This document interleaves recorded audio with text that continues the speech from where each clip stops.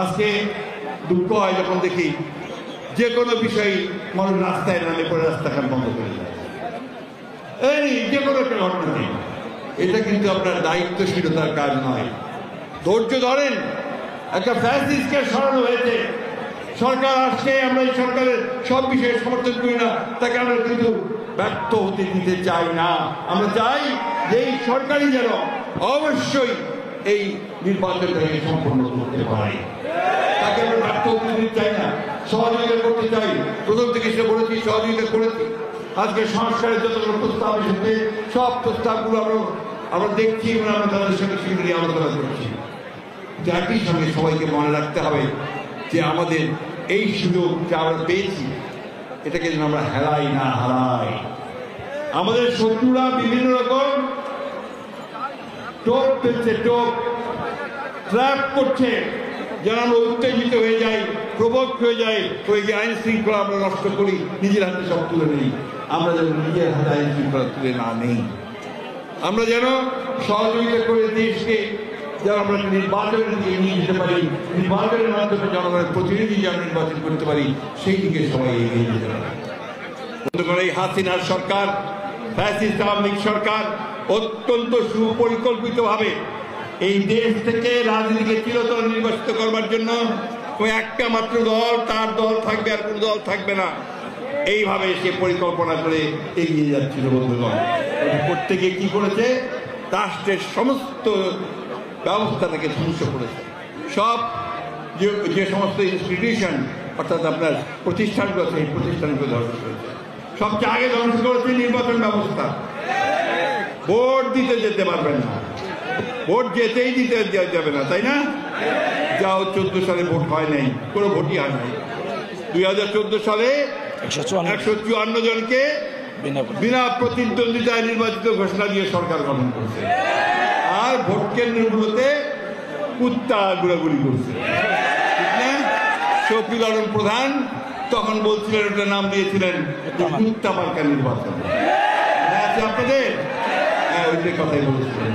18 সালে আমাদের সঙ্গে কথা বললেন, ওই হাসিনা নিজে ওয়াদা করলেন যে আমরা নির্বাচনে আসেন, আমি সব রকম সুযোগ সুবিধা দেব, আমি কোনো নিরপেক্ষতা করতে দেব, পক্ষপাতিত্ব করতে দেব না, নিরপেক্ষ নির্বাচন হবে। আমরা গণতন্ত্রের স্বার্থেই সেই নির্বাচনে গিয়েছিলাম। কি দেখেছি নির্বাচনে? নির্বাচনে অনেক আগে থেকে আমাদের প্রার্থীদেরকে গ্রেপ্তার করে নিয়ে হবে, কাউকে ক্যাম্পেইন করতে দিত না, প্রচার করতে দিত না, আর আগে রাত্রে সব ভোট সিল মারে নিয়ে গিয়ে হবে। মনে আছে আপনাদের? রাতের নিশি রাতের ভোট। তারপরে আরেকটা নির্বাচন করলো 5 তারিখে 24 সালে, 24 তাই না? সেটা হচ্ছে কি দামি নির্বাচন। আওয়ামী লীগ প্রার্থী হবে, আবার আওয়ামী লীগের নেতারাই তারা আবার প্রতিপক্ষ বা বিরোধী পক্ষ হবে, প্রতিদ্বন্দ্বী প্রার্থী হবে, তাই না? তামাশা, তামাশা, ভোটের তামাশা, গণতন্ত্রের তামাশা, এই তামাশা আমাদেরকে দেখিয়েছে এই শেখ হাসিনা। আপনারা দেখেন নাকি ইউটিউব দেখেন না? আপনারা ইউটিউব দেখেন তো না? ফেসবুক দেখেন? আমি কিন্তু দেখি না, ওইটার মধ্যে অজস্র মিথ্যা থাকে। তারপর আমার একটা চোখে পড়ে গেল, কি হাসিনা কান্না করতে করতে বলতেছে যে আমার বাবার বাড়িটা, যেটা আমরা আপনার 32 নম্বরে আমরা দিয়ে দিয়েছিলাম, সেটাকে জাদুঘর করেছিলাম, সেটাকে পর্যন্ত ধুলায় মিশিয়ে দেওয়া হলো। কেন? কি আমার অপরাধ? অপরাধ আপনি এটাই তো এখনো বুঝতে পারছেন না হাসিনা, আপনার কি অপরাধ? আপনি একটা জাতিকে ধ্বংস করবার চক্রান্ত করেছেন, আপনি একটা জাতির অধিকারকে ধ্বংস করেছেন, স্বাধীনতা ধ্বংস করবার চেষ্টা করেছেন, আপনি দেশকে বিক্রি করে দিয়েছেন অন্যদের কাছে।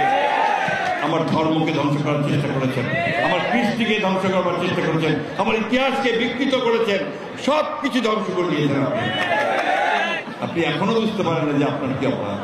আপনার কপাল ভালো, ভাগ্য ভালো যে আপনাকে যারাই হোক সেই হেলিকপ্টারে করে পাচার করে দিয়েছে, তা না হলে আপনাকে খুঁজে পাওয়া যেত না। বন্ধুগণ, সেদিন সামরিক বাহিনী একটা খুব ভালো ভূমিকা পালন করেছে, আমরা সেই জন্য তাদেরকে ধন্যবাদ জানাই। তারা পরিষ্কার করে হাসিনাকে বলে দিয়েছিল যে আপনার সামনে 2টা অপশন আছে, দুইটা বিকল্প আছে। একটা হচ্ছে যে যান নিয়ে কেটে পারেন, আর তা নাহলে এই গণভবনের মধ্যে আপনাকে পাবলিক কি করবে আমরা বলতে পারবো। সেদিন লাখো লাখো মানুষ যখন চতুর্দিক থেকে আপনার সেই গণভবন থেকে ছুটে গিয়েছিল, তখন কিন্তু হাসিনা পালিয়ে তার জীবন রক্ষা করেছে। তার দলের দিকেও তাকায় নাই, দেশের দিকেও তাকায় নাই, মানুষের দিকেও তাকায় নাই। এই নেতার উপরে, এই নেত্রীর উপরে কি মানুষের আস্থা থাকতে পারে? আস্থা থাকতে পারে?